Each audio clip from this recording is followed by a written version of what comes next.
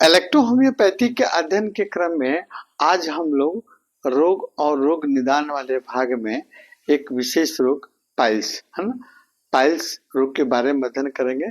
Piles को किन किन नामों से हम लोग जानते हैं और फिर ये पाइल्स आपको वेनस कंजेशन के कारण क्यों ये पाइल्स होता है और फिर आपको इसके कितने प्रकार होते हैं, साथ में आपको इसका मैकेनिज्म, पाइल्स होने का मैकेनिज्म क्या है ना, कैसे वेनस कंजेशन के चलते पाइल्स होता है, इसके कौन कौन से लक्षण देखने को मिलते हैं और फिर कौन कौन से इलेक्ट्रोहोम्योपैथिक औषधियों से हम इसको ठीक कर सकते हैं, इस पर विशेष हम लोग चर्चा करेंगे।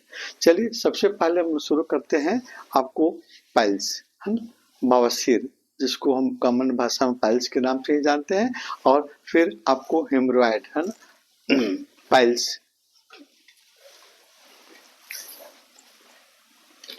पाइल्स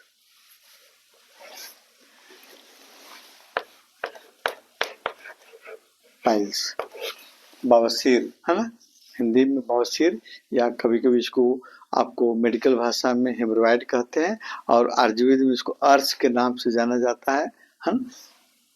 तो पाइल्स आपको होता क्या है, तो आपके मल द्वार, एनस या रेक्टम, मलाशय कि आपको वेन में ब्लड के जमा होने के कारण वेन में सूजन और फिर वेन का फूल जाना, इसमें दर्द होना और फिर बिना दर्द की भी हो सकती है, खुजली, कभी कभी खून आएगी, कभी कभी नहीं आ सकती है।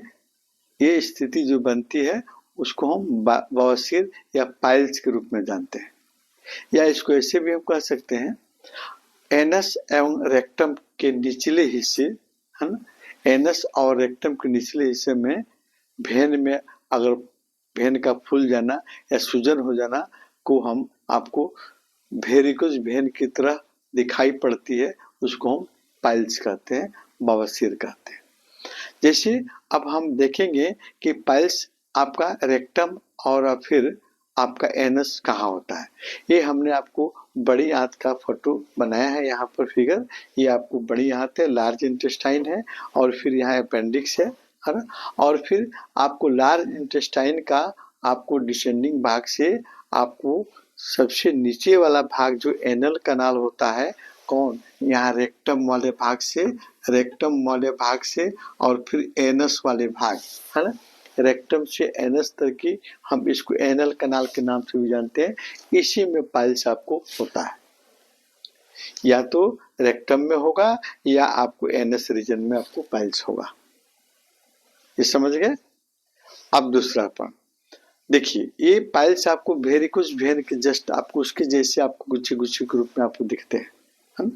और पाइल्स के प्रकार के बारे में जहाँ तक की बात है कि आपको तीन तरह का आपको पाइल्स देखने को मिलते हैं, लेकिन कॉमन रूप में आपको दो पाइल्स का हम लोग इम्पोर्टेंस देते हैं, दो पाइल्स आपको देखने को मिलता है, कभी कभी आपको तीसरा पाइल्स भी आपको आता है।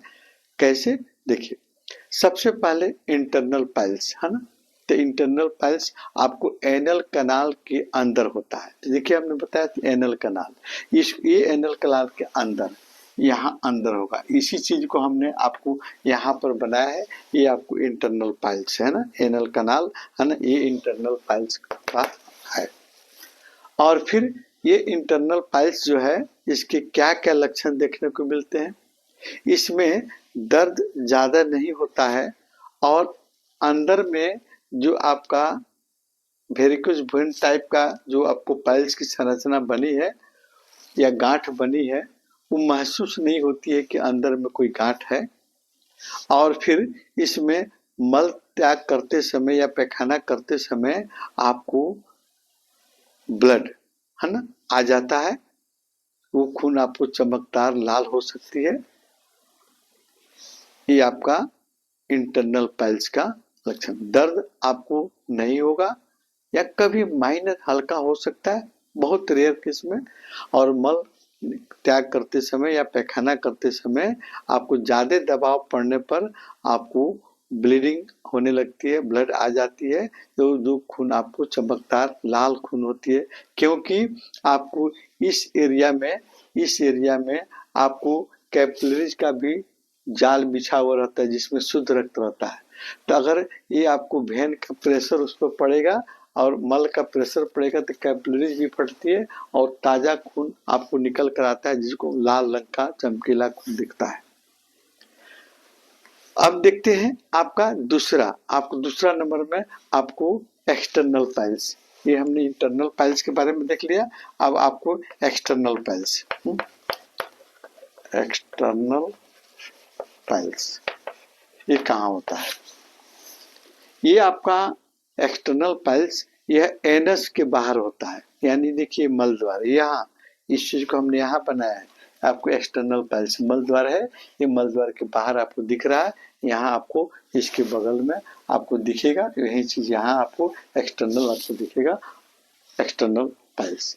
और इसका सिम्टम आएगा, लक्षण आएगा कि इसमें आपको खुजली होगी, सूजन होगा और दर्द अधिक रहेगा, है ना, क्योंकि भेन की गुच्छा यहाँ बाहर है। तो कभी कभी आपको कपड़ा पहनने के वक्त में या बैठने चलने फिरने के पर रगड़ भी हो सकती है, जिसके चलते उसमें आपको दर्द और जलन आपको हो सकती है ना, और बाहर रूप में गांठ ही आपको स्पष्ट आपको देखने को मिलता है। और तीसरा एक और आपको पाइल्स होता है जिसको हम थ्रम्बोस्ट, है ना, थ्रम्बोस्ट।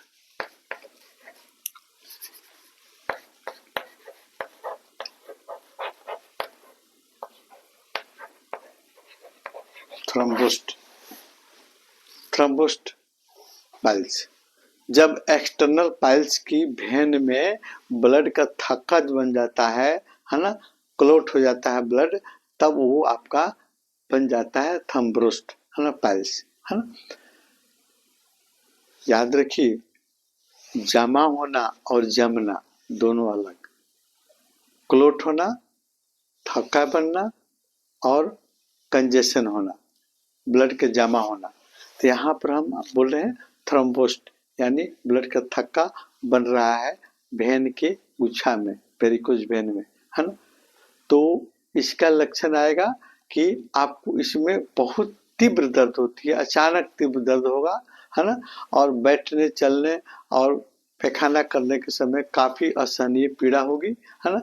और एनस के पास में आपको नीला या बैगनी कलर का एक छोटा सा आपको गांठ नजर आएगी, है ना, और उसमें जलन और खुजली रहेगी, जैसे हमने यहाँ बनाया है आपको थ्रम्बोप्लास्ट, है ना, थ्रम्बोस्ट आपको पाइल्स का, है ना। ये छोटी सी गांठ ये नीले या बैगनी कलर की दिख सकती है ना, और फिर इसमें आपका ब्लड का क्लोटिंग यानी ब्लड का थक्का बढ़ा रहता है। कभी कभी ये ब्लड आपको थक्का ये आपको कभी कभी ये फट जाता है, तो माइनर छोटा सा आपको थक्का के रूप में ब्लड बहुत कम मात्रा में आपको निकलती है अंदर। तो ये आपका हुआ इंटरनल आपको एक्सटर्नल और थ्रम्बोस्ट पाइल्स। अब हम देखेंगे आपको पेल्विक वेनस कंजेशन के कारण आपको पाइल्स क्यों होता है। तो चूंकि हम जानते हैं कि हमारे शरीर के किसी भी ऑर्गन में एक तरफ से आपका ब्लड आर्टरी कैपिलरी के माध्यम से उसके सेल टिश्यू में जाता है और फिर वेनस आपको वेन्यूल्स के माध्यम से भेन के माध्यम से फिर ब्लड आपको निकलता है। तो यहाँ पर आपको भेन क्या करता है, भेन आपको ब्लड को हार्ट तक ले जाने में मदद करता है। जब आपके पेल्विक एरिया के भेन में आपको valve खराब हो जाएगा या valve कमजोर हो गया, पेल्विक एरिया के भेन में भेन का आपको valve खराब हो गया या उसमें आपको कमजोरी आ गई, तो फिर आपको वह खून को ब्लड को आपको हार्ट तक नहीं ले जा पाएगा और वहीं पर भेन में ब्लड आपको जमा होने लगती है ना।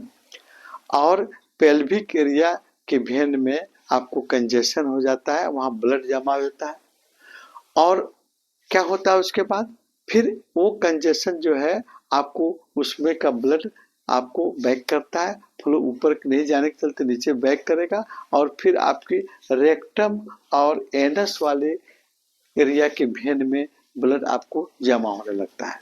तो एनस और रेक्टम वाले एरिया में वेन उसकी बहुत वेन नाजुक होती है, उसमें ब्लड जमा होने लगेगा और वहाँ आपको गुच्छा बन जाएगा। आपको वेरिकोज वेन के समय समान आपको ये अंदर भी हो सकता है, बाहर भी हो सकता है, तो उसको हम आपको पाइल्स के रूप में देखते हैं, है ना।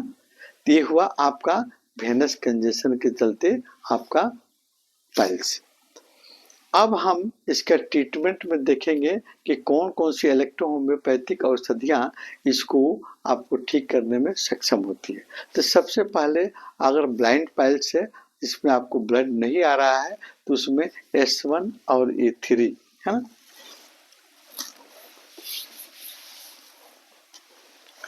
S1 प्लस A3 ये दोनों को हम अलग अलग भी दे सकते हैं, है ना।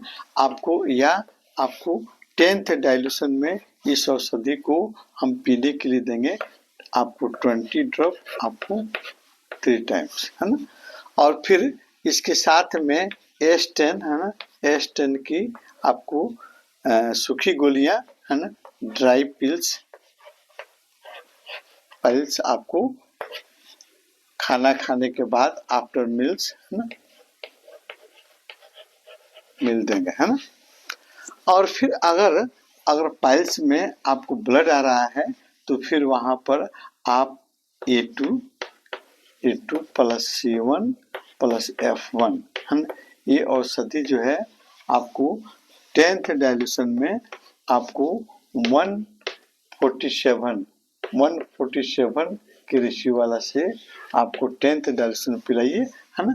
और इसके साथ में आपको एक्सटर्नल मेडिसिन जो है सबसे कारगर है ना, एक्सटर्नल आप C5 प्लस आपको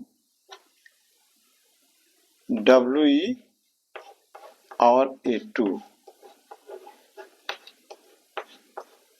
है ना, C5WE और A2 है ना।